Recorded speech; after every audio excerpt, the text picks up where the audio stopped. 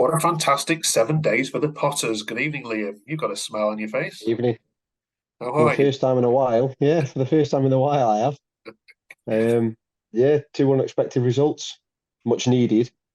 Well, certainly much needed, yeah. But let's go back to the Sunderland result first of all. You played well, didn't you? Played well. I think we've played better and lost, and we will play better and lose other times. But I think what's happened lately is the newer players, the players who haven't played in the championship, have started to realise that they've got to do the fundamentals first. They've got to do the basics, stay in the game, and then you can play. And that's what we've done in the past two games.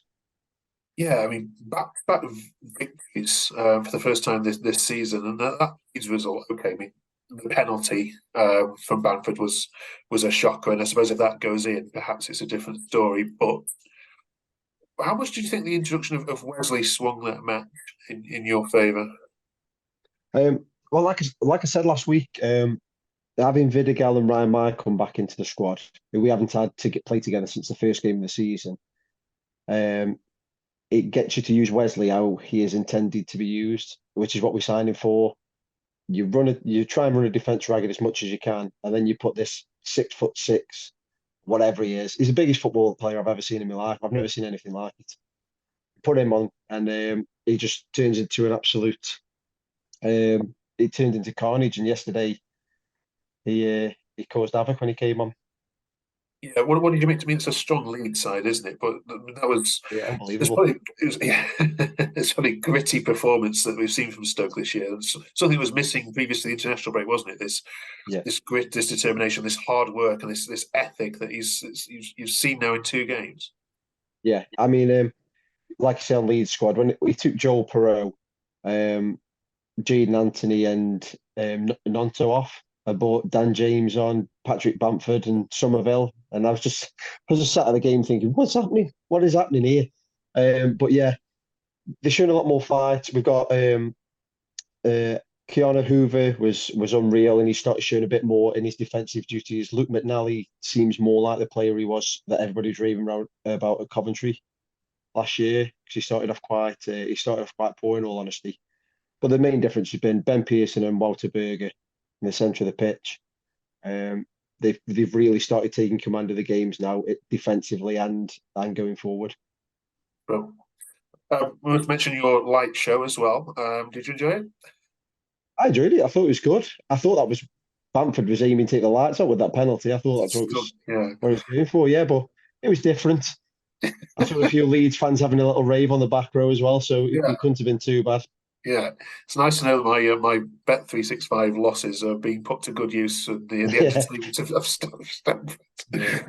Right, okay, let's bring in Chris, our Middlesbrough fan, and let's have a preview for this game this weekend.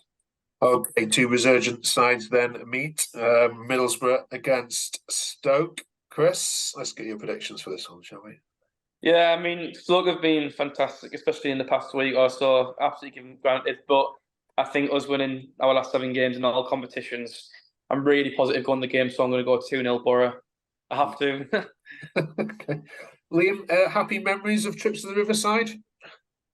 Yeah, I think last season it's when we had that run of form over a month where we beat Coventry by 4 and Sunderland by 5. And I remember a lot of Middlesbrough fans saying we were probably one of the better teams they saw when we drew with them 1-1. So yeah, generally not a good place to go though overall, in all honesty. And I'm guessing the last place you want to visit when Yeah, they're on such a good run, aren't they?